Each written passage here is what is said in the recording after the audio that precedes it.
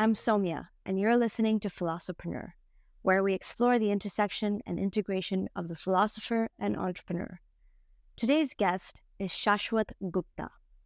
Shash started his career as a lawyer and has been dedicated to the blockchain space since 2016, building information centers such as Altcoin Buzz, Funjible Games, and Alt Art for people to stay updated and knowledgeable in the Web3 space. He loves to invest in innovative technologies, ambitious founders, building user-focused working products. His company, Altcoin Buzz, is a popular global digital news and media organization based in Singapore. It delivers the latest news and opinions in the world of cryptocurrency, blockchain technology, and blockchain gaming. Since its launch in 2017, Altcoin Buzz has garnered over 400,000 subscribers, 40 million plus views on YouTube, over 300,000 monthly website visitors, and 140,000 plus followers on Twitter. I hope you enjoy this conversation. Hello, Shashwat. Thank you for joining me on the Philosopreneur podcast. Hi, Soumya. Thanks for having me. So, I just want to start off by, we're in Singapore right now. I'm very happy to be doing this in person. So, why don't we start off by just sharing with our audience who are you and what are you up to? Yeah, my name is Shash. Uh, my actual name is Shashwat Gupta, but not many people in Singapore can pronounce it. So it's down to Shash. And what am I doing these days? Like, um, I like following where like technologies and interesting things are headed. So I've always been fascinated with everything happening in the world of computers when I was young, in the world of internet eventually, and then everything that was being built on it. Then studying AR, VR, 3D printing, AI, and then cryptocurrency was fascinating for me because it's how we kind of move ahead as a civilization, right? So I've been always excited about technology and stuff. So yeah, and eventually I landed into doing things in the cryptocurrency side of things because I realized like in school they don't teach you two things: what to eat and what to do with your money. And I think money part was fascinating when, especially in 2016, when demonetization happened in India. I realized like how little I knew about money in general, how it works, how it moves, um, how is value created, how is price created. So I started like getting more deep into it, and then listening to all the talks by Andreas Antonopoulos on Bitcoin and everything, I was completely mesmerized with this revolutionary shift we were having and this coming up of a new asset class. So I started looking into the blockchain side of things, and that's what I've been doing for the last 8 years now. Wow. And you were a lawyer before this, right? I tried to be. You tried to be okay. So how did that transition happen? And what were some of the biggest challenges? Because it's such a different industry. I mean, law is so much order and you got to follow the rules. And then on the other hand, crypto is like, okay, it's the Wild West out here. Yeah. I think being in a chaotic environment has never been an issue for me. I mean, born and brought up in Delhi, India, has been like you can survive in most other environments, I feel. So also I've always had this like weird self confidence that whatever I'll do, I'll probably figure it out as we go along. I think I don't know if it is through education teaching me this or just me feeling like we'll figure it out sort of a thing. And I think I'm always driven by passion, Hmm. like the like curiosity, passion, and just a keenness to understand and learn like how things work regardless of trying to figure out what they do to my life, like, and that ways I can get into a lot of things uh, without having them lead to something for me personally, which sometimes lead to good monetary gains but sometimes just leads to interesting information but no change in life at all. So What was your question again? What was like Yeah. the challenge in terms of that transition? So law in my head seemed like a profession that if you study enough precedents and if you understand uh, how the legal system sort of works and you know the codes and the stuff really well, then it's just an easy path to sort of presenting it to the authorities, like from the litigation or arbitration standpoint. And I thought that was interesting enough, but was I completely fascinated by it? No, because if you read more and you work hard, like it's not a hard profession to excel in. Like it's fairly simple to excel in. But is it innovation? No. Like we're looking into the past and trying to like kind of solve problems uh, between people, and that's neither innovative nor exciting. Like it's fine. It just wasn't cut out for me. So I kind of quit and started moved on and started looking at anywhere else. I was also doing like a music business simultaneously. I started like my entrepreneurial journey back in 2015. Hmm.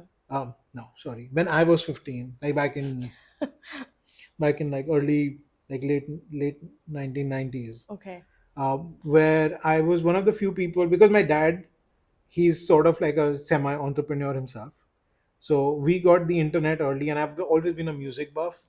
So I started getting like, I was one of the first people on Napster when it came out, Hmm.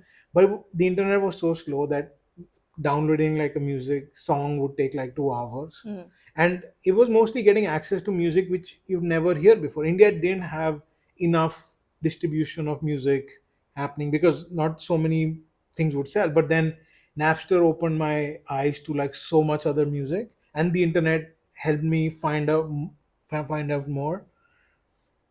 So that's when I started realizing that, hey, like this is a crazy world. And then when I could connect with people over email, and you can find people who had access to fast internet, could download music or could rip CDs and create it, then what I would do is like send them money. Hmm. um, and because there was no PayPal at that point of time, it would be well hidden cash in an empty CD container. Really? Yeah, Wow. ship it all over the world to Germany and US and all wherever, like Indonesia, like wherever To I these artists.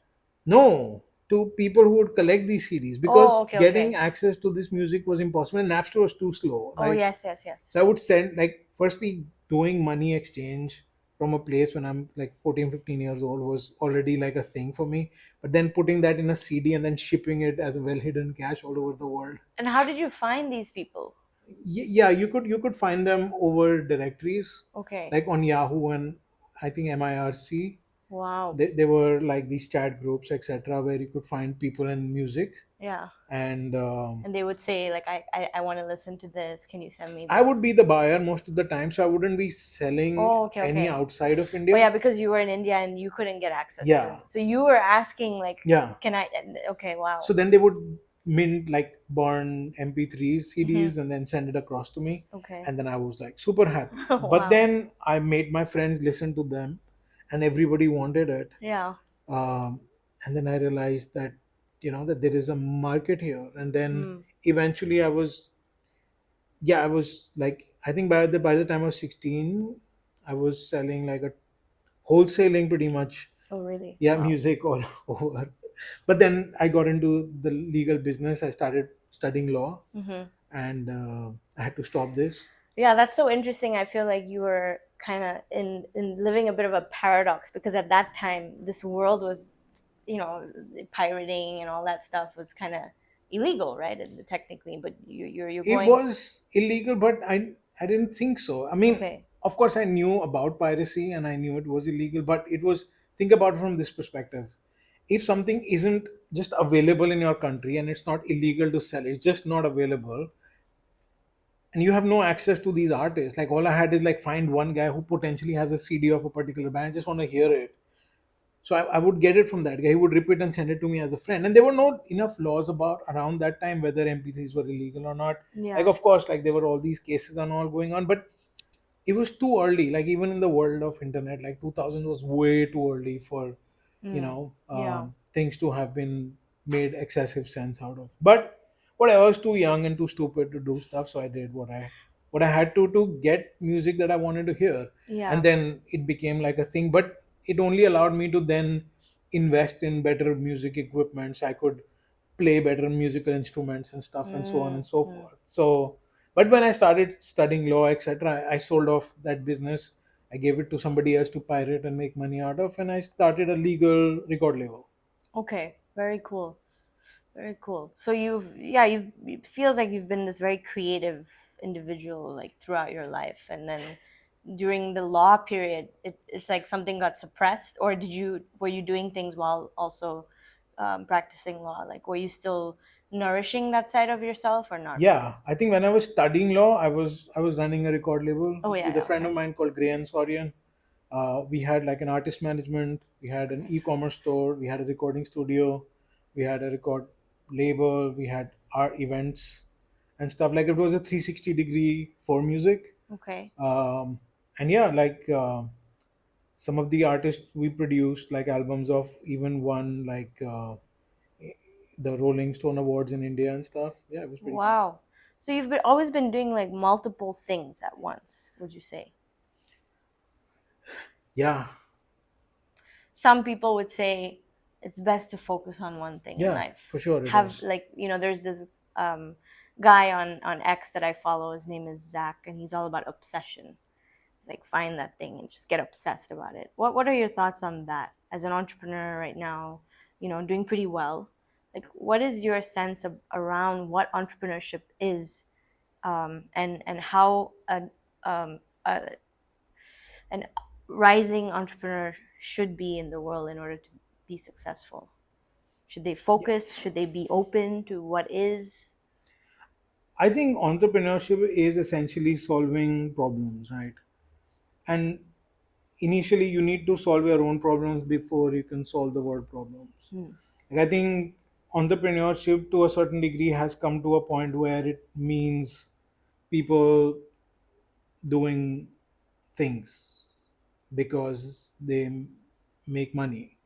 But I think in true sense it always means the problems you need to solve, and I think there are always enough problems that need to be solved. But for me, like from the music side of things, it's a problem I needed to solve for myself. It eventually became a thing that I realized a lot of people needed that problem to be solved, and hence it became sort of a thing to do. Would it make money? Yeah, but that's how it starts, right? So do you think one should focus on one thing? Yeah, for sure. Like I think none of this is set in stone, right? Hmm. Like I think influencers have a tendency to say things in a pretty smart manner with like good conviction, which may or may not be right. I think for us as an individual, it has to be about what suits us, right? What works for us. And for me, like knowing more about many industries and having experience in many facets allows me to have a much better understanding of solving problems in a niche industry if I solve it now or later. Like what I do in crypto, having an experience with multiple industries, including like music and sports and um, law and technology and many others, right? Education sector. That helped me kind of get a much better understanding of things and how people and sort of dynamics of finances work for the industry, and I've loved it. Hmm. What so you started your YouTube channel. Which year was that? 2016, Okay, 2016. And now you're at how many subscribers? 410,000. Okay, wow. So what pushed you in that direction versus another? I never wanted to run a YouTube channel. Oh, you didn't. No, So what was the reason for I, that? I wanted to work in the crypto space, right? But what does that mean, work in the crypto space? You Like wanted get to a job, pretty Oh, much. you Like wanted to work for one of these protocols yeah, or when okay. 2015, 2016, when I wanted to get into the space, it was like I have no, so crypto is crypto, which is technology, Yeah. and currency, which is finance. Right. And my background is like legal and marketing, so there Mm-hmm. is no technology or finance in my life, right? But I was at a point where demonetization happened in 2016. I was like, I need to figure out something interesting to do, and crypto was just like at the right space for me to work in. So I started applying for jobs, and like nobody would hire me. Okay. Um, so I was like, till I do all that, this research that I'm doing in crypto, might as well start a YouTube channel. Hmm. Um, and I still have no job, and I'm still running a YouTube channel. And but you have initially you started with you at the on the front end, but now you have like how many people are on your team? 35 plus. Okay, and it's a media agency, so you have YouTube, you have all these other channels that you're. Yeah, we content creators. Okay. So what we try to do is do a bit of analysis, do a bit of entertainment, do a Okay. bit of information, do a bit of analysis with price, analysis with fundamentals.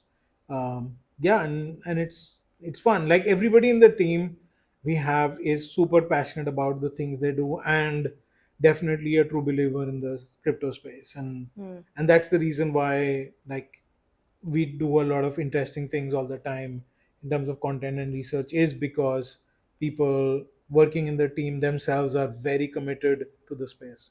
Hmm. Very cool, very cool. So I want to ask you, how has crypto and I guess Bitcoin changed your perception on money? Well, the fact that I never truly understood the difference between price and value in the past, maybe practically I may have, but I've never invested in anything before. uh, like I've never. Before crypto got Yeah, crypto, you never invested in anything. no, I didn't Okay. understand that. Like, not that I had the money to do it. I didn't have any money to buy any asset, but I didn't understand how value of property works. Like if Hmm. somebody says, "Hey, it's a good investment and you should do it," fine. But truly understanding what is causing the scarcity or the price hike or the demand, etc., was something that didn't make sense to me. I tried to read a bit of economics, etc., but it wasn't. I think I'm more of a practical guy. Like till I understand, learn, fail, I don't really feel something. So investment, like even stocks and all, didn't make any sense to me at all. Hmm. Um, but only when I started spending time in crypto, I understood what's the difference between price and value, which is like very interesting, very important and interesting for people to understand about everything. Like what makes something a commodity and what makes something an asset Hmm. is quite fascinating. And many things bridge, like are a gap between the two. Like Bitcoin is one of those things which is like a means to an end for payment and money transfer, and a commodity for some, but it's an asset class for many others. And there is it's like a very interesting asset class, which is the first one that I personally studied, not coming from a finance background at all. So I loved every moment of getting to understand how Bitcoin works, and I still study it religiously, still try to understand both ramifications in terms of you know uh, technology as well as human independence from the government, because the government's job is judiciary and administration. Like, but the fact that the governments are so involved with the financial aspect of things is something that is problematic, and that's what happened during demonetization. So Hmm. demonetization made me realize that money is problematic. Like cash, fiat, Yeah. is problematic. Like it's not something that will make you rich over time. And I didn't get that. You would feel inflation, but you would feel it so slowly. But then when you reflect back, if 30 years ago you had a lakh rupees, it would be a lot of money. Lakpati was a thing in India, which means a millionaire, which was massive. Hmm. But it doesn't mean anything anymore. Like Hmm. I mean, if somebody went to a coma 30 years ago and was a lakpati, he would be like super rich then. Yeah. And today he'd pretty much like burn it in 2 days. If he didn't allocate his If he didn't have an asset class, yeah. so if he didn't put it in land or a gold or like a fantastically working organization, Yeah, like Ray Dalio, Bridgewater hedge fund manager, he keeps saying cash is trash. Um, It's true. yeah. So you think Bitcoin, you see it as an asset class, I do. basically. Okay. I mean, it's more than an asset class, but definitely it's a fantastic asset class. So do you think that will ever change? Like, do you think we'll ever? Because I think was it El Salvador that adopted it as legal tender. Yeah, So, like, I mean, we're thinking about the future of money, right? Also, I mean, that's what I think a lot of people are talking about. yeah. How can something like Bitcoin as an asset then change to um, like fiat, in some form? It's tough Okay. simply because Bitcoin supply is limited. And psychologically, I think Bitcoin doesn't work as a fantastic payment system. Um, Ideally, it could. Psychologically, it doesn't. And by that, I mean, like you have to pay your taxes in dollars. Hmm. That's never going to change. You have to pay your taxes in fiat, and most likely your utility bills and any payment you need to give to your government will be in the currency that they have created, Yeah. because that's one of the things that gives it value. Like US minted 14-15 trillion dollars in the last 3 years. If they can print that kind of money, and the money that they earn from taxes is much lesser than that, then why do they need to collect taxes? Hmm. Why? Like, if you can mint your money, Yeah. why do you need to collect taxes? Yeah. Yeah. The answer is because that's the only thing that gives it value. Hmm. Because when you're giving 30% of your hard-earned money Hmm. to somebody, then you're like, oh my god, that 70% I have left is very precious, Yeah. right? Like, it gives you psychological value, which gives it actual value Yes. eventually, right? Like, Yeah. value is a lot of psychology is kind of put together, right? Like, why is Mona Lisa so amazing? Is it the Yeah. best painting in the world? Maybe, maybe not. Yeah. But psychologically, we know, collectively we've decided it's that valuable, so it is. Right. And yeah, and I want to get to that because you guys can't see what we're surrounded by, but Shashwat has a great collection of paintings, like really really beautiful ones, and most of them are also NFTs. So he has the physical versions of them, and I'm looking at them and I'm like, yeah, how do you decide which one? Well, it depends. Are you going according to just how it makes you feel? Are you thinking about the future value of it? Because you're in the art business now, so Yeah, you trying know to get into it. yeah. So what? How do you decide Yeah, what is valuable? I think we'll get into the art side. I have a lot Okay, to add okay, there. go ahead, go Can ahead. you repeat the previous question What again? was it? Oh, I asked about Bitcoin. It's a I think you see it as an asset class, Yeah. but So I just want to quickly finish that, right? Like, yeah. I kind of feel that Bitcoin,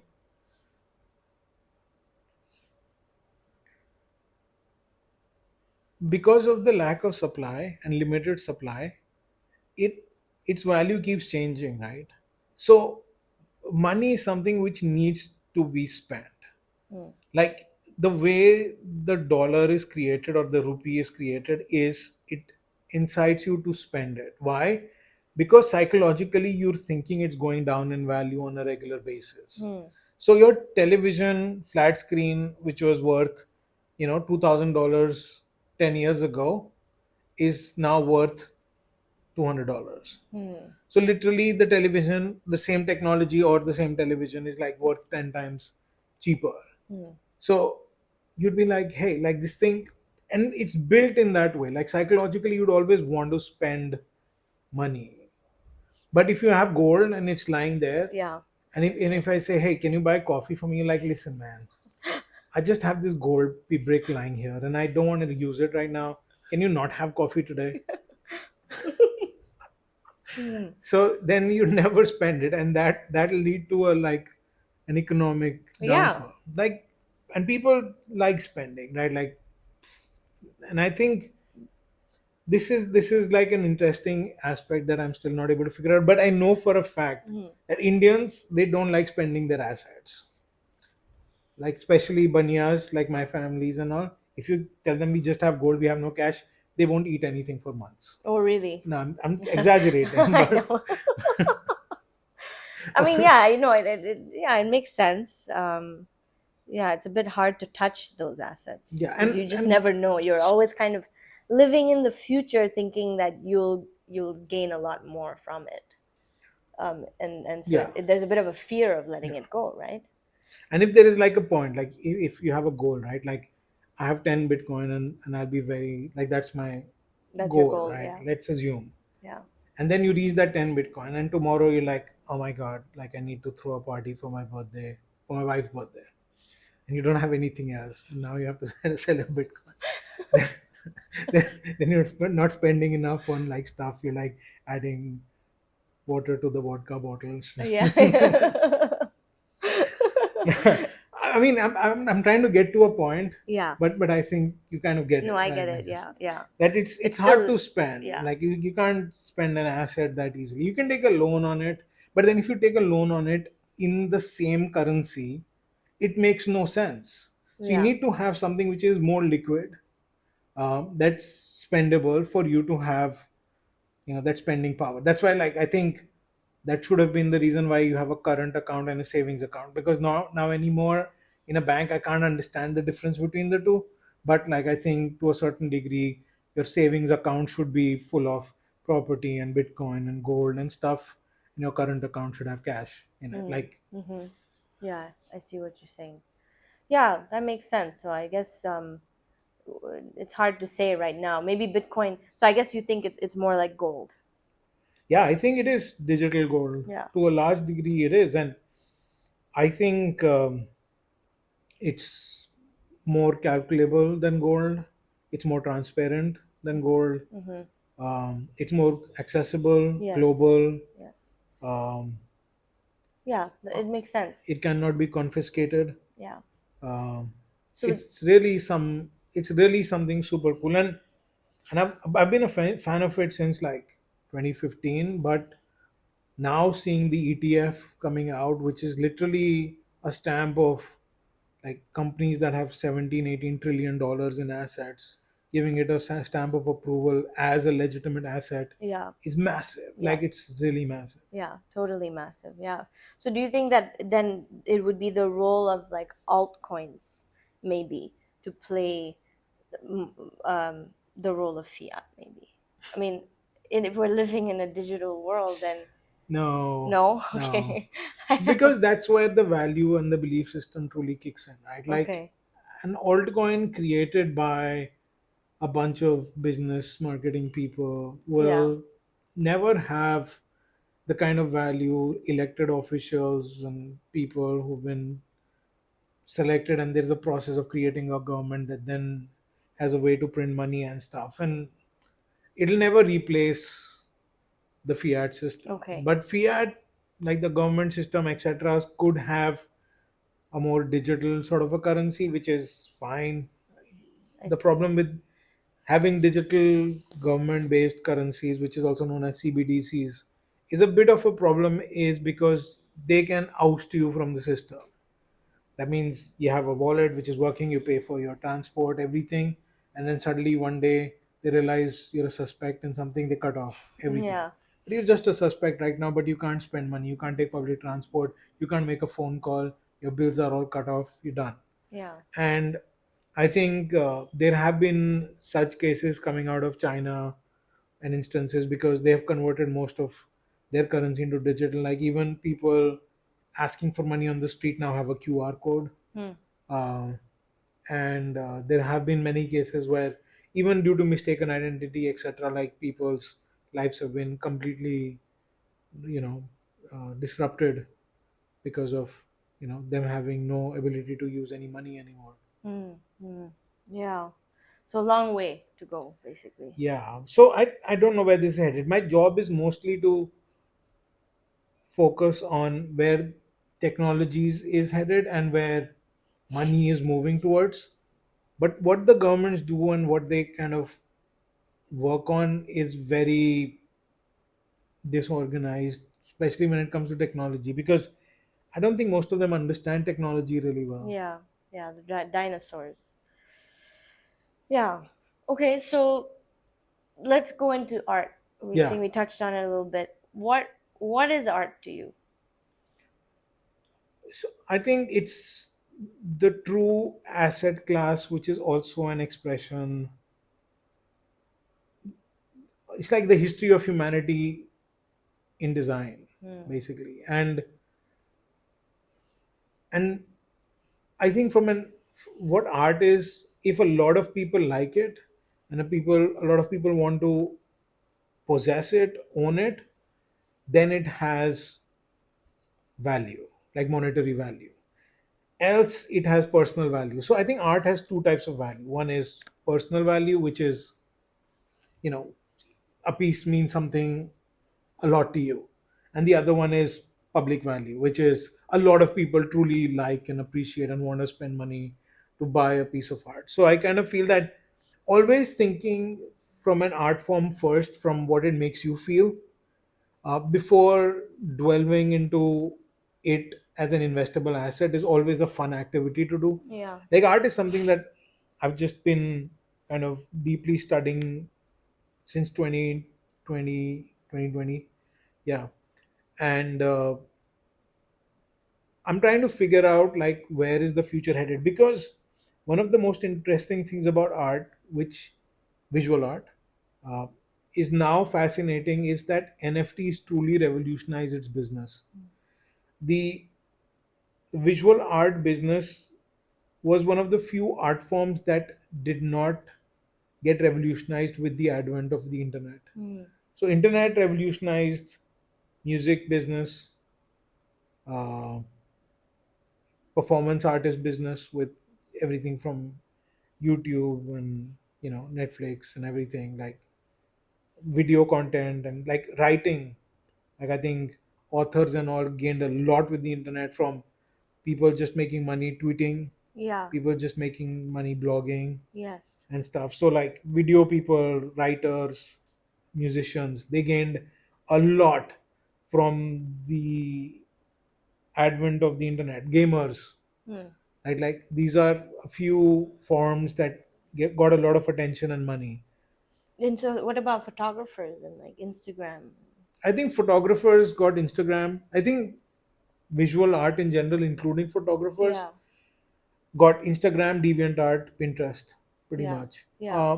which don't really help them monetize a lot, right? Yeah. Like I don't think photographers are paid a lot. Like I think they're still one of the lowest paid artistic performance like out there. Like I Yeah. think the amount of money uh, just a bunch of musicians make is way more than the entire you know market of art, like the volume of art. Like it's funny. So the point I'm trying to make here is NFTs fix that. I think Hmm. the art business has been archaic since the 1970s, since Sotheby's and Christie's have started coming about. Yeah.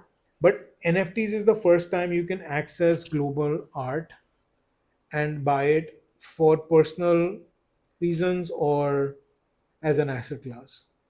And I think this revolution is as big as digital music itself.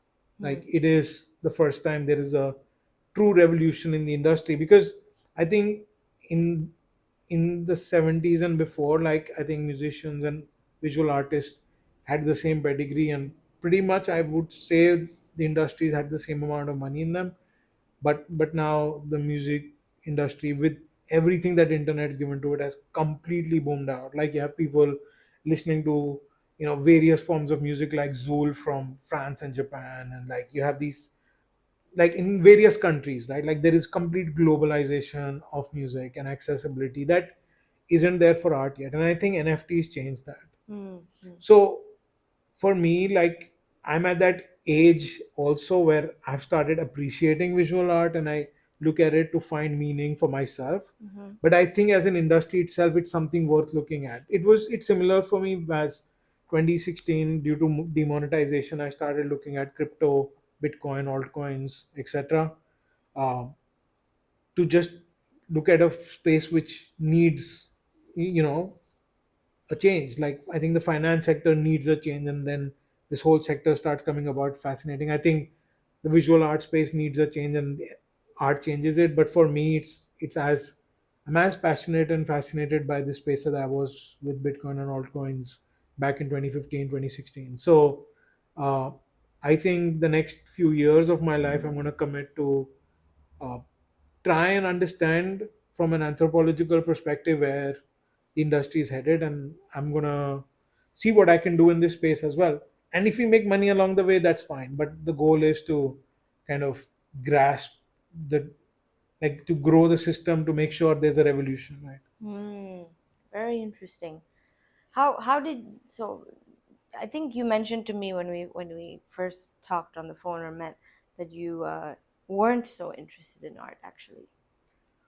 Yeah, initially I was intimidated by the art gallery side of things, right? Like, if Okay. you can't, like, it's like I wouldn't enter a Rolex store in 2019 because I was like, hey, like, I don't think I can afford anything. I wouldn't enter an art gallery because it was intimidating. Like, I think, and I'm not alone here, I think 28% of people are intimidated to enter an art gallery. And this is a statistic I read in one of the reports. I'm not making it up. Yeah. Uh, so, and and I got into art especially in 2020s because I wanted to diversify my assets from crypto. But gold and property is kind of boring. Hmm. So I thought art was fairly interesting. Um, but then I realized, like, the after speaking with about 140 galleries worldwide, I think 100 in developed countries, 14 developing countries, that this art business is so messed up. It's so archaic. It needs a revolution so badly. And sort of being from the crypto space, having minted my first NFT in 2017, played around with almost everything in the blockchain gaming side of things, and invested in hundreds of altcoin projects and studied them. I realized that that I'm in such a good position to see the revolution that NFTs will bring to the art business in general, Hmm. because artists don't get royalties, right? Like, when you have book sales, authors get royalty. Even in a world of blogs and internet and everything, authors are still getting paid royalties. Musicians are getting royalties. Artists get no royalties. They don't even know how much their work is selling on a secondary market. Many a times, even in primary market, Hmm. many galleries charge rental to just display the art and then take a 50% commission. Like, Hmm. who's heard of 50 to 60% commission on anything in this world today? Yeah. That's the art business for you today. Wow. So this is bound to change. Like, Hmm. even in the crypto space, where people, like, the ETF trading fees is like 0.2%, 0.1%, zero point 0.6, around there. NFT art marketplaces still charge 15%. Hmm. Like, it's really, like, it's so non-crypto, but it is what it is. I'm not here to complain. I'm saying, if you can charge it, you can. And when the party ends, you make it 10. Then the party ends, you make it 5. Yeah. Party ends, you make it 2. But I feel that this is going to be one of the most exciting sectors in years to come. But that said, there isn't enough from a influencer perspective, right? Like, when was the last time you stumbled across a video of somebody talking about top 5 contemporary artists? In fact, if I ask you name top 5 contemporary musicians, you'd say, "Oh yeah, here's five." Like, 1, 2, 3, 4, 5. If I say name 5 contemporary artists, like, no, no, I don't know. Visual artists, Yeah. and you'll be like, "No, I don't know any." And this is anybody, right? Like, so, boom, boom, basically. No, this. Yeah. So the CEO for Napster, he told me this story. He was like, "Listen, if I put a gun on your head and say name 5 contemporary, musicians, you'll be able to tell. Hmm. But then if I ask you to name 5 contemporary visual artists, you won't be able to name them." Hmm. So that's why it was his analogy to get into the music business and double down on that. Yeah. But for me, what I took out of this, like, hey, there's a complete empty space, and I think the art space, the visual art space, has a lot of future. And I like getting early into new industries, Yeah. like, which is innovative and crazy and interesting. Yeah, I think it's very interesting what you're saying because now that I can see how the internet really transformed music because now anyone can listen to it. So when you say like what are the top 5 contemporary musicians, you've heard it, you're able to say it. But with visual arts, you might have to go to the gallery, to the museum, which might be in another country. And so that's my question, is like, how, I mean, NFTs will change that landscape, but but so there's a positive, right, that everyone will see it all rather than having to go to the museum, to the place itself.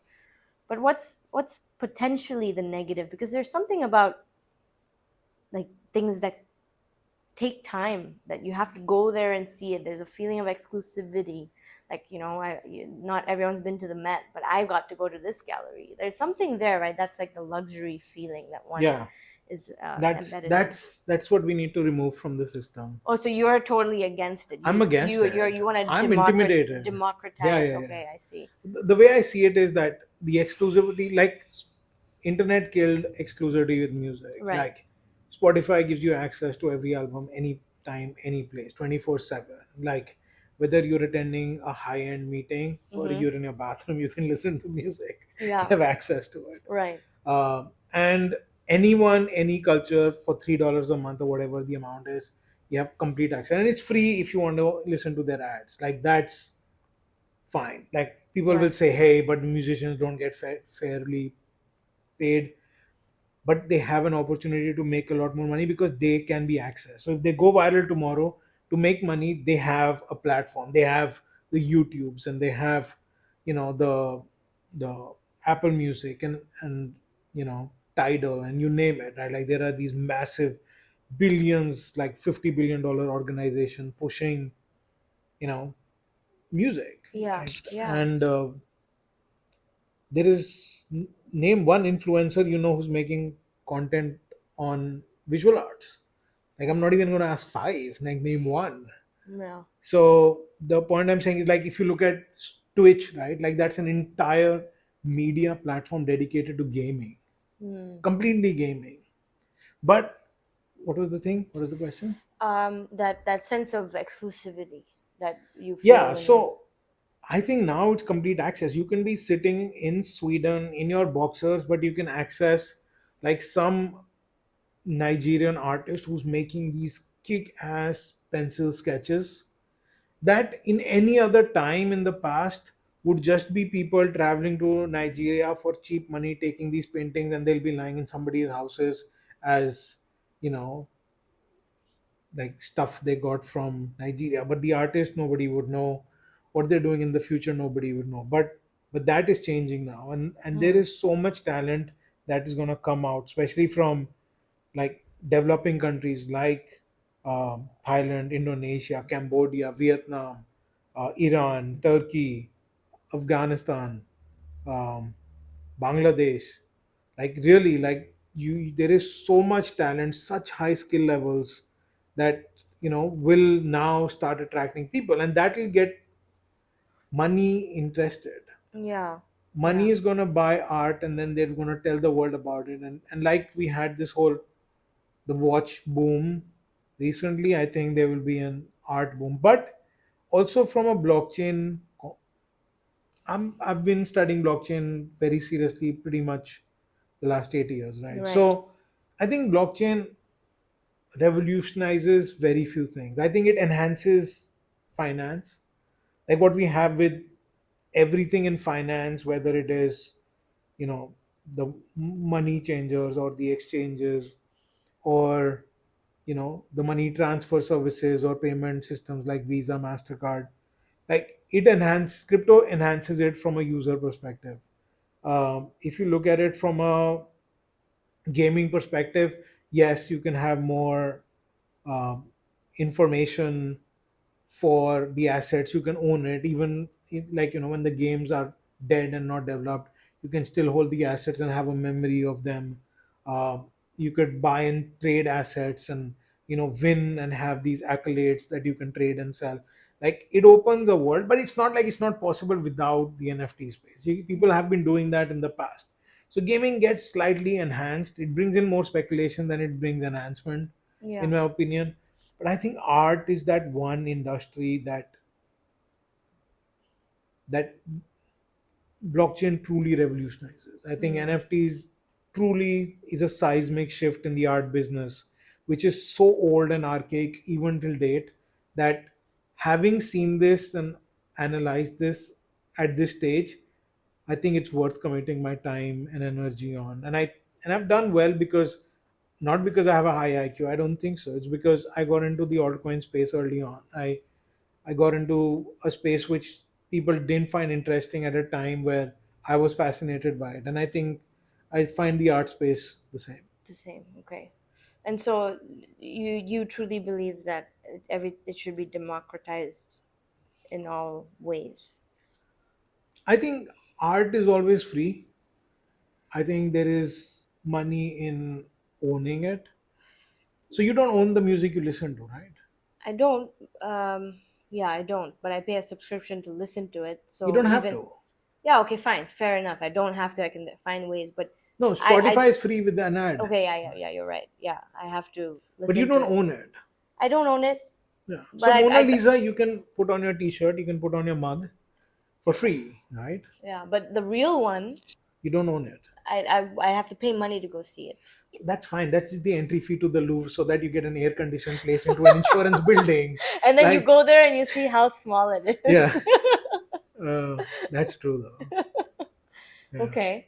But the point I'm saying is that's not the thing. The thing is that it's still free Mhm. compared to the value of the painting for you to go and see it. Yeah. Even your flight ticket, I don't think is a problem when it comes to the value of the painting. Like, it's Right. minuscule. Like, it's pretty much free. We spent $20 billion Yeah. to send a camera into space Mm-hmm. called James Webb Mm-hmm. to see take pictures of galaxies that are millions of years old, Yeah. and we can see it for free on Yeah. the internet. Yeah. The point I'm saying is art is always free, whether it's music or whatever. No, you're right. Value Yeah. is in the item, but because of art not being liquid on the internet like music is, you can disperse music all over the internet and people can subscribe, but that's one sort of side of things. But Yeah. people can invest in artists and stuff, but they didn't have to, because for artists, musicians, they got technology from the live concerts side of things. So like the last tour that uh, Taylor Swift did, do you know what was her revenue? $1 billion. Mm. B. Yeah. That's crazy. Like, that's crazy. And that's the tour. The album didn't make that kind of money, but that tour made $1 billion. They wanted to see her live. Yeah, Yes. there you go. But from a visual artist perspective, that doesn't exist, right? Like, if somebody's gonna go and paint, yes, you can get a crowd and people can watch you do that. No, but someone might want to really go see the real painting, and that's my next question for you, because there's a flattening that occurs in the internet, right? It's flat. So even if you own the work as an NFT, everyone can see it. And that's how it should be. I truly believe more people should see it. I think all art should be free for everyone to see, and like, things with meanings and message should be pushed even harder, because that is what art is meant to be, Mm. is accessed by people so that the message can be spread to as many people as possible. I don't care, like, as when we were young, we had no concept of ownership of music or nothing. Like, we didn't even think of these things. Amazing music, even on radio, we like mesmerized by it. Yeah. Why has that come to a point where it's about owning, Sorry. or like, having a piece of work in my pocket? I don't care.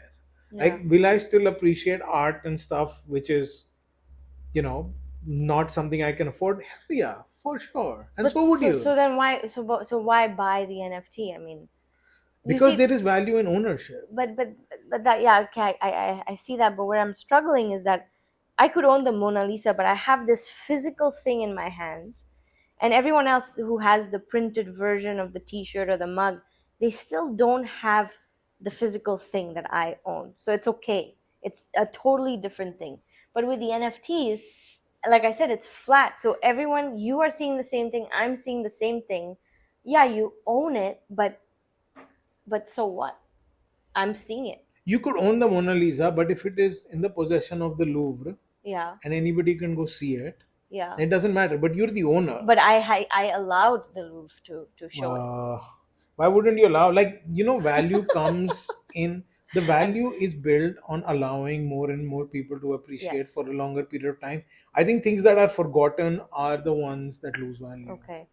Like, I think art, the more it is spread, the more value it has. The more people like it, the more value it has. The more people want it, Yeah. the more value it has. How that value is determined, whether it's on an NFT sale or like an artist concert ticket price, that's fine. Like that we Okay. can determine. But I think I an art see. form which is forgotten is no value. Yeah, I see. So the more people who see the NFT, the Yeah. better. More see it, appreciate it, The have more the value controversial thoughts, goes up. positive, negative thoughts, whatever. Like, I think, and that's what's not happening enough. When I talk about Twitch being a dedicated gaming channel, Hmm. uh, I think we're not doing that enough in the art side of things. Cool. Yeah. I really appreciate your whole perspective on this. It's really cool what you're doing. So, this is Philosopreneur, philosophy and entrepreneurship podcast. So, do you have a philosophy that you live by? I know you're vegan as well, which was really cool because I'm vegan and connecting with another vegan is always fun. And I mean, maybe you would be willing to share your process on that. That seems like a philosophy that you live by. And does that kind of ooze into your work as well? That that vegan philosophy that you hold? The vegan philosophy is for me like the one good thing I feel I do for the world. Like, I think it's my compensation for faith or religion. I feel. Uh, I mean, I think at the end of the day, somewhere being between being a religious guy and an agnostic person, I kind of feel that I like to do what my family asks me to do, but I don't feel it.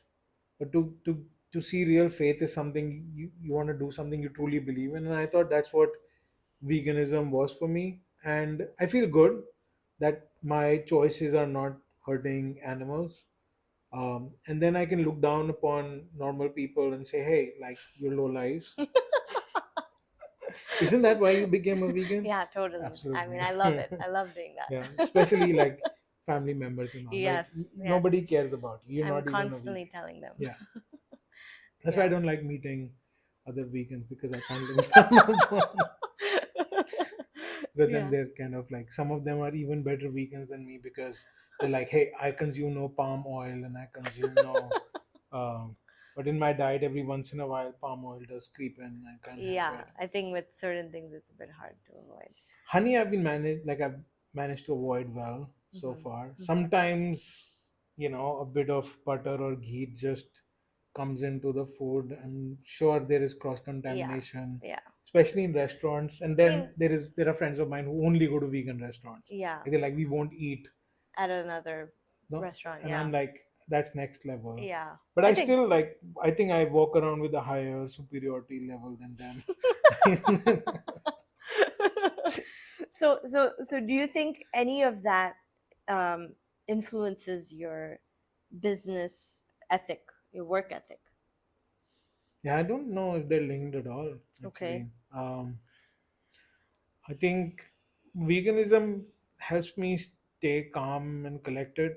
Like, I think any faith would do it. Its job is to make sure that you're able to deal with adversities with a positive mindset and not like lose your plot Hmm. every time some shit goes down. Hmm. I think that's what I'm looking for. I think there are a few things in life that one needs to manage, a mix of like good, like you should have a good diet, you should have a good rest, you should have low stress levels, you should have a good workout, like exercise, should have good work, like finance, and yeah, and then creativity, like do things that you're passionate about. Like, So you're like a holistic kind of. I try to balance them all now, Yeah. because I'm 4,000 years old. Yeah. So at my age, 4,000 years. But that's good. I mean, it also. I'm 40 years old. So No, no. like, I Yeah, turned 40 this year, like last year.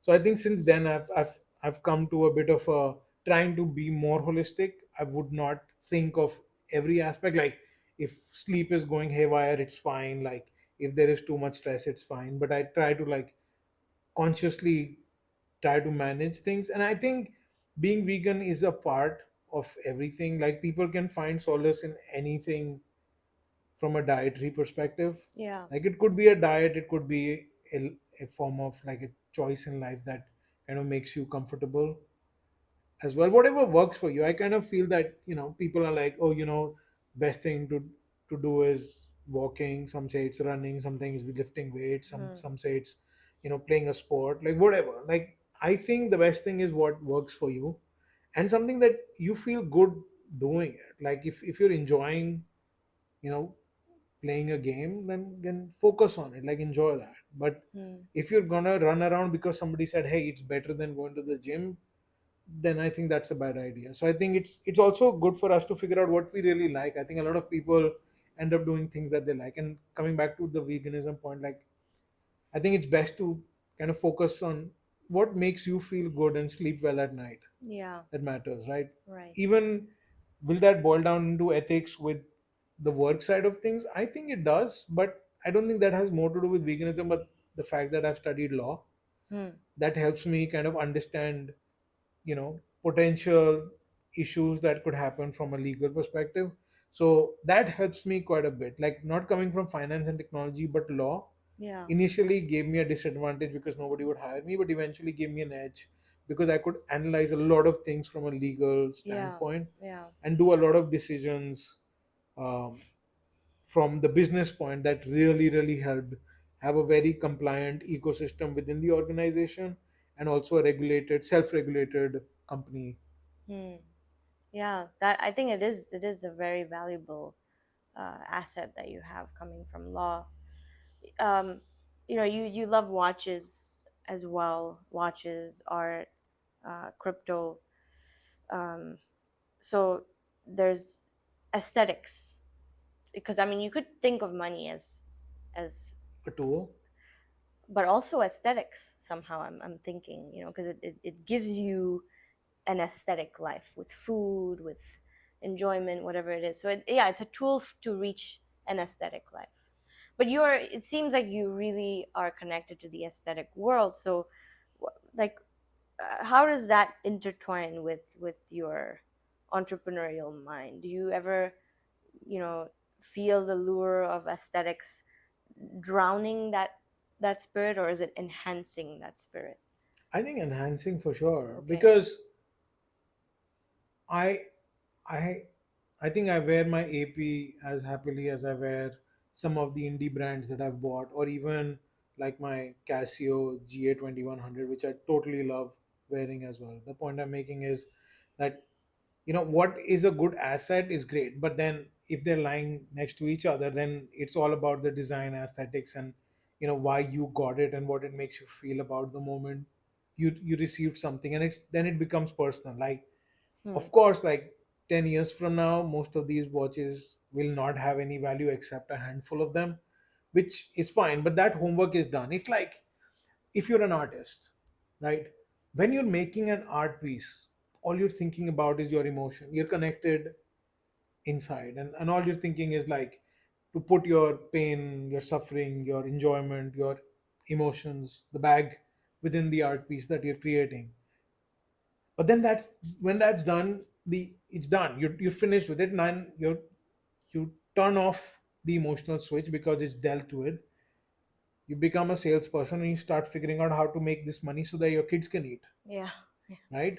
So I think, but you still enjoy it and you still respect it and still love it, and you sell it like it's your baby. Like in the sense you don't sell a baby, but like it's something that you've created with your emotions and love, right? So I feel that when I'm collecting watches or studying them or even art, I really don't bother so much about the value. Like that comes much later. The price, the value. I Hmm. think they blind us from truly enjoying, The work itself, yeah, yeah. whether it's the movement within the watch, whether it's the paint used for a painting or the colors or the effect or the story. So how do you think value and when because value can be mean a lot of things, but we're talking about monetary value right now. How does it come about? And even with the watch, how is it determined? Like I said, there are two types of values. One is personal. Yeah, So like I love this particular watch, but it's like $200, and there are a million copies of it, and then it'll only go down in value. yeah, But I love it, so it has a personal value for me. Will I sell it for $500? No, I'm not selling it. yeah, But if nobody wants to buy it for 500. yeah. But then there is perceived public Collective value. value, Yeah, where people are like, hey, like that that's a good Mona one. Lisa has value. So you can say, hey, I don't like it, I'm not buying it. But you don't have to buy it, it still has value. But what about those? There was this artist. I mean, obviously, like there's Marcel Duchamp with the urinal, and it's like, what the hell is that? And there was this guy recently who put a banana on Banana, the yeah. wall. Okay, come on, like what is that? You It's a know? statement. Yeah, but why does that determine such high value? Like that's what I want to understand. Like it. Because it can, right? Like being in this world of crypto and altcoins, I've realized you don't go around questioning things. You can make a mockery out of it, but neither did you make the money, nor did I. Yeah. Not did I do anything. We are spreading the message. Every Mm-hmm. time you bring that up on a podcast and you Yeah. talk about it, now you're the one who's spreading the message and giving it more value. That's true. Exactly what we discussed, right? Yeah. So the point is that this is how value is built in something which may Mm. not have values, because it got listed in the newspaper. Five people wrote about it. 15 people made videos about how garbage it is, and then even 2 years after that fact, that somebody put a banana on the wall using a cello, like a tape, Mm. we're still talking about it. Like it's Mm-hmm. still fresh, like it's hot, it's trendy, it has value. Mm. Yeah. Here you go. Yeah. So that's the thing, right? But we're not talking about this amazing artist in Nigeria who's been making these beautiful pieces of work. Why? Because the impact of the banana was way higher. The Yeah. stupidity of it, the statement it made, was way more impactful than The thing anything, itself. than something else. Yeah, so it's the message behind the thing that was somehow more valuable than the thing Or itself. the stupidity or the virality, we don't question, right? Like the moment you start questioning why something has value, um, to a point where it starts, affecting your financial decisions, then it's better to be stupid and make stupid decisions and make money than to be super smart and be like, hey, that banana thing will never have value, and miss the opportunity to get it. I'm saying this is how my mind used to work before. I Mm-hmm. would be like, oh, I'm smarter than that, I can't buy that thing. Like, Right, right. but then I'd be like, hey man, like people who bought that made so much, and I'm sitting here thinking I'm smart, Mm-hmm. but I didn't make anything. So Mm-hmm. I think to a certain degree, sometimes you have to have a genius mind Yeah. or a completely silly mind, Okay. and that's when you can make money. I think I this think it's that median curve that, curve. yeah, I see that in the crypto world. we most of the like people like me sit in the median curve. We never make enough money because we're like too smart for our own good, but not too dumb for making money. Yeah. Yeah, Anyway, that's such a good one. I love that meme. Yeah, so um okay, personal value, collective value. That's a very important distinction. Now, when you make an investment decision, you need to think about both. I mean, first, obviously, the personal side comes through, no, or it doesn't. no. You're looking at the collective first. Yeah, the most expensive piece of art I would have bought, I just don't like it. Oh wow, Yeah, I really? just don't Okay. like it. Like, can I sell it like it's amazing? Yes, but do I like it? No. I think Huh. it Interesting. reminds me of something I don't like at all. So, does it have value? Yes. Will it make me money? Yes. Do I like it? No. So is that how most of your investment decisions I are? think You that's you, how you start with the collective I first? think that's how investment decisions should be made. Okay. I mean, No, I but I think think with art, yeah, okay, I see. It's not our art is the same as. I think we're back to the previous point, right? Like, it doesn't matter whether you like it or not. Hmm. When it's about the financial side, turn off the emotional side. Like, just turn it off. It doesn't matter. Keep your brains, Hmm. because if you're trying to make money, then why focus on the emotion? But when you're trying to focus on the emotion, then why think of money? Like, that's where the dichotomy comes. Like, if as an artist you're drawing something but you're constantly thinking about who will buy it, how will you sell it, you messed up already. Like it doesn't make any sense. Most people spend their money with emotions. Like you're making emotional decisions Yeah, when you I'm spend your not money. spending money when I'm investing. I'm spending money when I'm buying a coffee, which is quite expensive at Starbucks. Yeah, yeah. But that's not investment But I decision. just wonder whether I've heard people say like turn off that side, but It's hard, but maybe I'm saying this as a woman because it just feels like no, you it know doesn't matter. no, We're all I the do think same. I have a very traditional view on gender, so I really do believe that women are definitely more guided by their emotions. Nothing wrong with that. I think that's I think we all I think are that's the awesome. same. I think it's about understanding that emotions are not helping you make money. Once you understand that, it's easier. I don't think there's a difference. It's just that once you get it, you get it. If you don't, you take your time to get it. Okay, okay, interesting. So even if your personal side is saying, I don't know about this, but somehow No, my everyone. personal side doesn't talk during those times. It doesn't it doesn't it doesn't have to speak during those. So even when you're investing in a do you invest in protocols like, or is it just all NFT projects? I don't invest in Sorry, any no, NFT no, you projects. buy NFT Art, art. Okay, but not NFT projects, not the PFP right, ones. right, I don't like okay. those. So when with your investments, it's mostly into different protocols.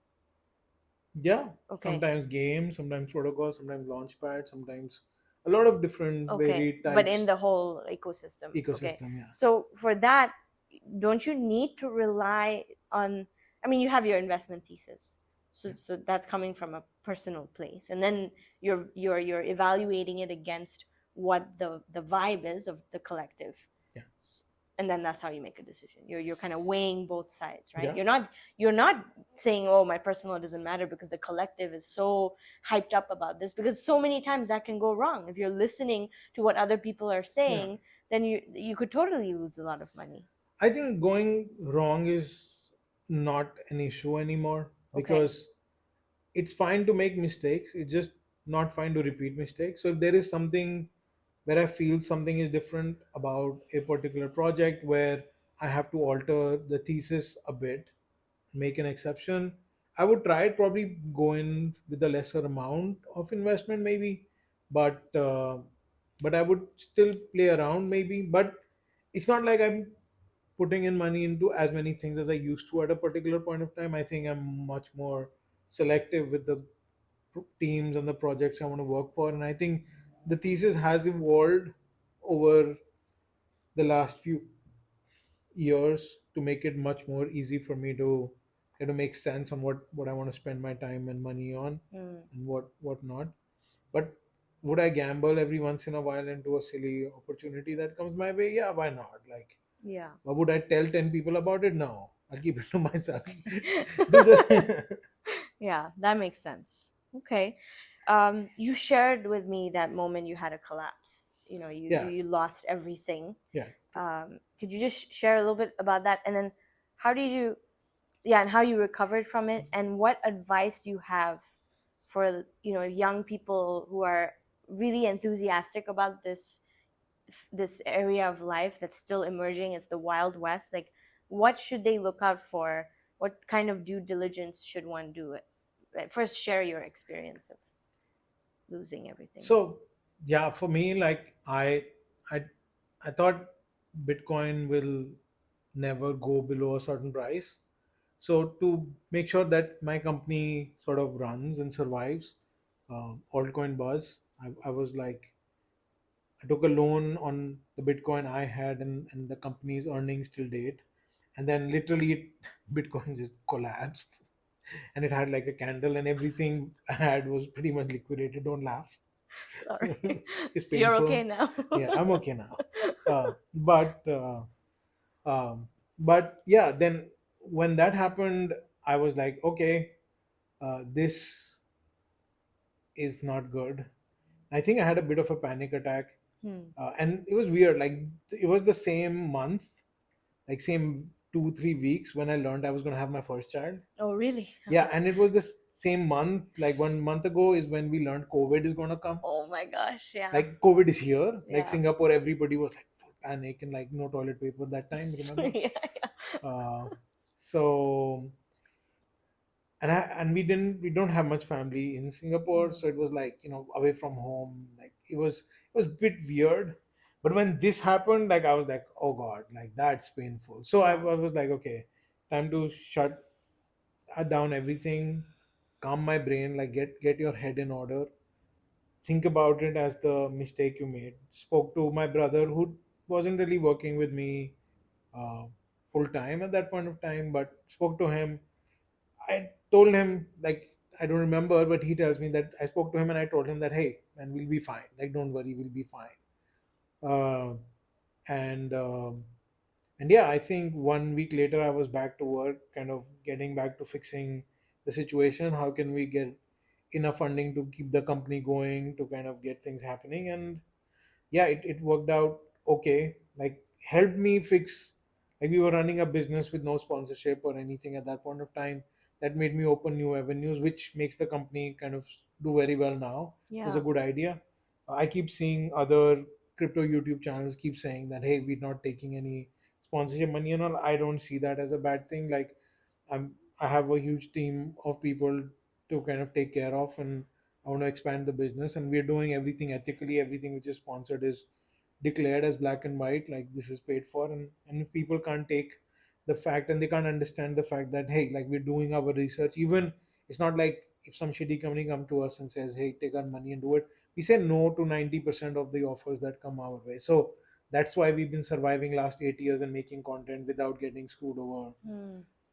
But that's not the point. The point is that that was a good learning lesson. I think failure and like having situations like this really makes one come out stronger. Like I think this made me not only make a much better investment thesis, make a much better understanding of what I want to do in this space, but also gave me confidence enough that I can come back. Like I Mm. think that is very important. I think people living under the fear of not being able to take the risks and going to zero and thinking that, hey, like everything is finished. I think this was not the only time when this happened. It happened once before this also, but I didn't have the kind of responsibilities on my shoulder then.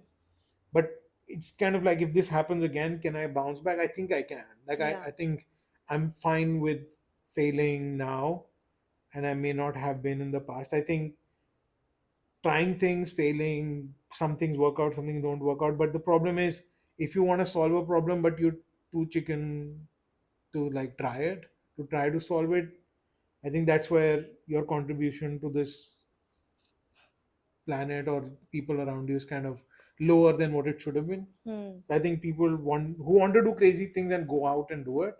Maybe they win, maybe they fail. Like many people would have failed at many things. We'll never hear about them. But I think that trying itself is super powerful. I was lucky because I was in an industry which is not only forgiving but gives everybody many chances. Mm. So, like for me to bounce back and kind of survive in this space was easy. To answer your second part, like what should people do? I think if money is your goal, then probably I don't have an answer because you can make money in whichever way you can. Yeah. Like money is not the thing. Money is like a tool. It's like having, thousands of hammers in your house. Like what are you gonna do with them if you're not gonna use it properly? But but what you should do in this space is like figure out how any passion or problem that you think the world needs to solve and how can you use the space to solve it. I think the crypto space or the blockchain space has a lot of ideas and interesting opportunities for people to do cool things.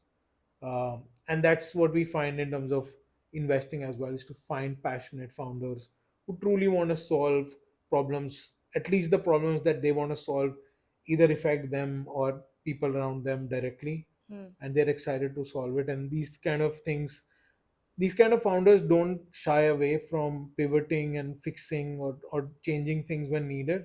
Many founders, like, they try to stick to one idea and are too scared to change it when the time is needed, and I think that causes more problems. Yeah.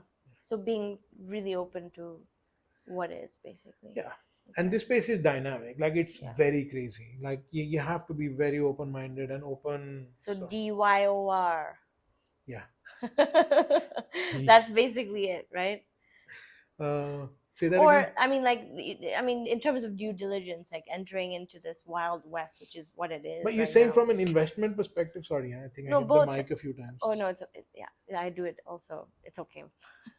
um, yeah, I think both from an investment and also from wanting to enter into the field as a form of work. Both. I think investment side is first thing you need to do is truly understand Bitcoin, because without understanding the core principles of Bitcoin, which is, decentralization, non confiscability of it, the accessibility of it, the nature of that asset class is so important to understand, because besides that everything else is taking it inspiration one way or the other from it. And then second thing you must understand is Ethereum. Once you understand these two things Mm. and how they function, how they impact things, how the ecosystem around these two are built, Mm-hmm. it's like 90%, if not more, of the whole crypto space. So I think buying anything is easy. Okay. Like, here is $1,000, go and buy something, you buy it. I think the problem comes is you never know when to sell it, you never know when to hold it, till Yeah, what price. If it goes down, you keep holding it. and that's like almost any investment one makes. I mean, if you're doing it, well, yeah, I guess it depends on the stock market. But if you're a trader, then yeah, you got to know those things. Well, I've bought Bitcoin at every level. Have I bought it at 55,000? Yes. Do I know that it's going to go to 38,000? But you're Yes. doing like a dollar cost averaging approach, Dollar right? cost averaging, just like accumulating when I can. Like every time I have some funds, like I'm like, okay, just buy Bitcoin. Like it's as Okay. simple as that. So you're a hodl basically. I think that's the way I see it. That's Yeah. the way I see Bitcoin's value in my life also. Mm-hmm. Yeah. Okay, that makes sense. Yeah, I think obviously the crypto world went through a lot in the past 2 years with so many collapses, so many people losing. I mean, I watched a lot of YouTubers like Yeah. crying and just like I lost everything. I don't know what to do, and it was such a mess. So um, I guess one has to go through moments like that in life to just learn the tough lessons. Think YouTuber crying. I don't know who's crying wolf and who's for real. Yeah, I guess you never know. You never know. Yeah. So, what are your thoughts on the market this year? And I and yeah, this is not financial advice, just some Yeah, thoughts. just thoughts, Yeah. opinions. Yeah. I think I did tell you, like the optimist in me thinks like Bitcoin's gonna do really really well. Yes. I think legacy coins will have a bit of a movement. Okay. Legacy coins like Bitcoin Cash and Litecoin and all the proof of work coins, I think, should have a bit of a run Okay. in this bull run. I think Ethereum would become very interesting post the next upgrade, which is gonna lower the fees to a large degree. I think some of the latest upgrades and stuff, including account abstraction on Ethereum, have been extremely interesting for mass adoption and use case. Mm-hmm. So what I feel is that these two assets are definitely going to do well, but then you want to gamble on smaller altcoins and stuff. We do a lot of research on it and put it on Altcoin Buzz all the time. I think 80% of your portfolio should be Bitcoin and Ethereum, and the 20% of money should be in like things that truly have really strong high quality founders who want to solve a problem, people who have been there for a while Mm-hmm. in this space. Then their product should be something that you would want to use. Like if you use Binance, then having BNB is a good idea. If you use Uniswap, having Unicoin is a good idea. If you use Aave, then having, I think, the Aave token is like an excellent idea. Like that's the way I would go about it. Like try things out and see what you use, what people would use, Yeah. and buy those. Like not really using Warren Buffett as a mentor or anything, but I think he had an interesting philosophy, and I think that can be replicated in the crypto space. Like rather than buying, oh, these guys are buying this meme coin, let's run after it and buy it near the all-time high and Mm-hmm. just go to zero all the way down. It's better to kind of see somebody who's building a community slowly but in a valuable fashion, and then speculating on those assets Yeah. would be a better idea, because there are enough marketeers and storytellers and businessmen that can impress you. But at the end of the day, who's really solving problems and is passionate about it, but also knows storytelling and marketing at the same time, is very important. Like Yeah. Binance is one of the best examples, because not only that the product is amazing, Mm-hmm. like it's always worked really nicely. Like, as the amount of people it has trading, it's really one of the best exchanges out there. But also they've done enough relationship building, etc., to get a lot of liquidity per coin. But not only that, their PR, marketing, storytelling, founder, PR is so strong that you cannot not want to use that platform. So, Mm. like, I remember I had a chance, I could have participated in the Binance ICO, I think back in 2017, at 2 cents, and then I ended up buying it at like 20, no, at 40 cents or something, and now it sits at like almost $300 or something, which is like insane, right? Like, Yeah, yeah, that is wow.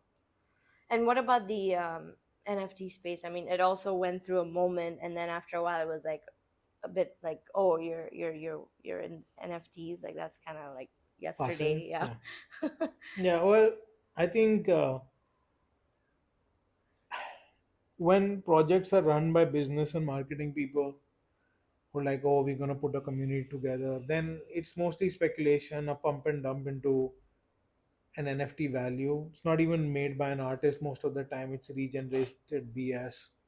Um, I don't even like to see most of these PFP collections in my wallet. Will legacy NFTs like Ape and Bored Ape and um, what's the other one, Punks, Mm-hmm. have value? Yeah, I think they're cool. I think they're now a serious part of Ethereum history, and Ethereum will be a major part of blockchain history. So I think those two are very interesting sort of asset types now, because everything that they've gone through, positive, negative, from being on the biggest, talk shows, and some of the biggest celebrities holding it, talking about it. No Yeah. matter how they got it, right? Like, Yeah. it's fine, but it happened, right? Like, how did Patek Philippe get Queen Elizabeth to wear their watch? I don't know, but she wore it, right? Like, Mm-hmm. that's the truth. So the point I'm trying to make here is that, like, where is the value in the NFT side?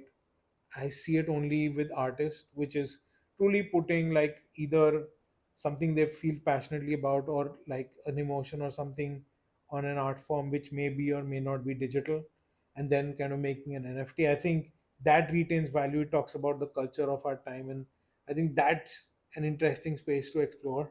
Mm. But general random NFTs made by business and marketing people who abandon the project and have like two people in Bangladesh managing their Discord account is a bad idea. Yeah. Yeah. Yeah. Totally. I agree with that. Okay, cool. Well, um, okay, so you're definitely a deep thinker, and you do a lot of research really well, and you're on X. You've been on X for a while. You have quite a following. Um, yeah, how do you, you're a philosopher in this space, I Wow, would say, because that's the you think first. you're because you're really like deep in it. So Thought I was a DJ. you're that too. As a as a philosopreneur, how do you spend your day? What does your day look like? What does my day look like? My Yeah. day is like, it starts off with uh, me doing some kind of a workout. Like, it's either me going swimming, playing tennis, going to Hmm. the gym. Um, And what time is it? What time does that start usually? also, this is serious. All right. Yes, yes, very So serious. usually get up at 7. Okay. Um, Sometimes get up earlier, sometimes get later, but 7 is ideal. Drop my daughter to her school on my bicycle. Oh, really? Yeah, You and put her on behind, and yeah, wow, that's so nice. yeah. Very I cool. love my bicycle. I have a bunch of them. That's I don't have awesome. a car, Hmm. so I have a bicycle all over town. It makes sense in Singapore. Owning a car is like really expensive. My office is nearby, my gym is nearby, East Coast Park with bicycle is nearby, everything is Yes. nearby. So, like, I think, and I really enjoy riding the bike here. Like, it's a Hmm. lot of fun. The Hmm. roads are amazing. Hmm. So yeah, I drop her to school, and that's when I figure out the activities. Either I'm playing tennis with a friend, or I jump into the pool, or I go to the gym, and that's that. Then then it's mostly I'm trying to do OMAD, you know, OMAD. 1 meal a day. Oh, wow. I had never heard of Yeah, that term. sounds cooler than Acronym. intermittent fasting. OMAD. Okay. Okay. Actually, you know what? I've been thinking about doing that, but I had no idea there was an acronym. Yeah. I know what's his name? The Twitter uh the old CEO, what's his name? I'm Old forgetting. CEO Jack Dorsey. Yes, Jack Dorsey. Old. No, no, the old, yeah. He has been doing OMAD. Right. So yeah. I try to do it. Like some days when I work out a bit too much, I can't even do intermittent because, like, I think it's important to hear your body, like what it's telling you. Yeah. So if it is saying that, hey man, like, if you're hungry for like 15 minutes and it subsides, you're okay. That's basically your body saying it's time to eat. Yeah.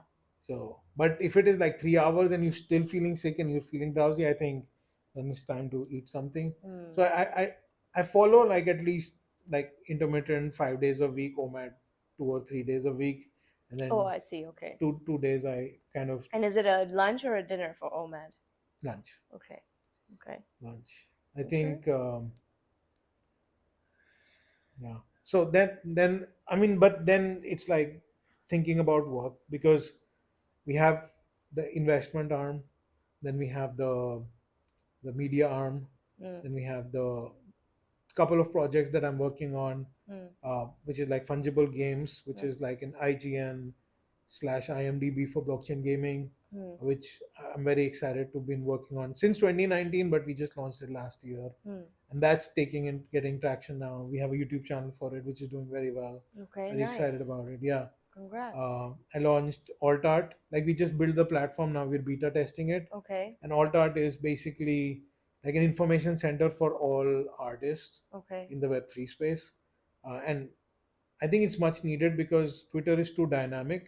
Mm. And what is needed in the art business is a little bit more of static information. Okay. So it's like a concept I designed myself. Mm. I'm very excited to kind of finish this beta test and roll it out to public. And this way is like it'll make it. It's very much for art investing because there is no place people can go to right now to invest in NFT art. Like they can go to buy NFT art, get some information on it, but nobody's looking at it from an investment perspective. I think we will be one of the first ones to do it. Yeah. And I'm talking about upcoming, emerging, independent artists, not the whole masterwork system. Okay. Um, then I launched this new site recently called cryptocurrency.law, Okay. which is currently just a blog site with like law from every country, like 170 countries and 50 states of the US, with regulations and laws pertaining to Web3 before and after 2024. Wow. Like, so what I That's want to do is like work with Commonwealth countries first to list lawyers, accountants, and company secretaries, etc., to have their database there so that if people want to set up companies and start stuff, they can do it. wow. So that's one that I've been kind of excited on because my family and myself, like, I'm the fourth generation, supposed to be the fourth generation lawyer in my family. Yeah. So Well, that's cool. I mean, it sounds like you're doing a lot. And so my question is, how do you manage all of that? I think most of it is having a great team of Okay. people. Like everyone I work with is trustworthy and passionate. I think this is not a field anybody can come educated in. Like nobody has 15 years blockchain experience or Hmm. crypto experience. Hmm. Like even in the business side, nobody can have 4 years of niche crypto business experience in a particular thing because it's very dynamic, etc. Hmm. So like what we do is hire people who are willing to learn, grow, and are passionate, and that really helps me and saves time in kind of making sure these sectors are being run. Yeah. um, yeah, so they're like there are heads, people heading each sphere. Mm-hmm. Like we have this thing called Altcoin Buzz Alpha, Mm-hmm. which is like very like research focused stuff that we give to community to kind of have alpha access to everything that we are doing with our Mm-hmm. portfolios, things that we're looking at, airdrops, Hmm. etc. And that's doing fairly well also. That started catching up. During the bear market, it was a little down, although our information was really good. But now it's really, really doing well. So, Nice. so dividing the work, having a right team, sort of also like experimenting with a few things is not a bad thing. I kind of feel that in this space, as long as we are sticking to our roots, which is trying to be the kindergarten of media, Mm-hmm. like to give people information which is simple and easily digestible, whether it's Web3 gaming, Web3 art, or Web3, altcoins or DeFi or whatever it is. We know that our job is to simplify stuff and give people information. Then within that realm, we can open a lot more sectors, and then new and more opportunities will open for them from both like alpha investment perspective as well as um, content creation perspective. Hmm. Very cool. Um, Now, I know I didn't really share much about this philosopher thing, but it's mainly just merging civilizational thinking with commercial undertaking. So I think what you're trying to do with the art business, revolutionizing it, is you're thinking on a civilizational level, and then you're finding a commercial edge. Do you think we need more philosophers in the world who are engaging with the world in that way, or is that not Yeah, something that is of I value? I think in the art side of things, I wouldn't be as excited if there was no commercial angle.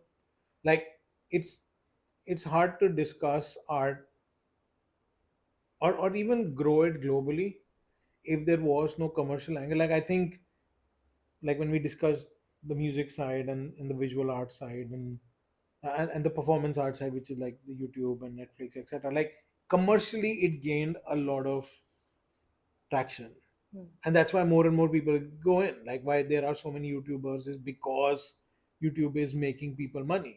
If it Mhm. wasn't making people money, people would be like artists on Instagram, like doing a job on the side and then taking a photograph or painting something every once in a while, putting it on Instagram for, you know letting out their creative juices. But it has become a career and has become commercialized. I think that's where the NFT side is going to become very exciting. Hmm.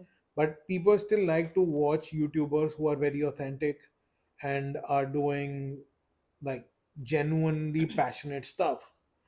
I mean, of course, you have crazy stuff which does well, but I think genuinely passionate stuff that people do is doing well on YouTube. Like YouTube is done, like YouTube viewers are done with watching fake content anymore. Yeah. So I kind of feel that that will be still the litmus test for NFT art. Um, what is the question? Do you think that there should be more philosophers in the world, having civilizational thinking and commercial So undertaking? without philosophers, Yeah. we will not be able to bridge these gaps effectively. Hmm. Like these philosophers are essentially the people who will then become influencers to talk about commercial aspect for the people who want to hear the commercial aspect, and the mental aspect for people who want to hear it. Like, Yeah. is art healing? Like when you study art, I think it's fairly healing. Yes. But would I be able to run a business out of it? No, I cannot. Like i I can say how amazing it is, but I don't know how to do it. But unless there is a commercial aspect, there is no business. Yeah.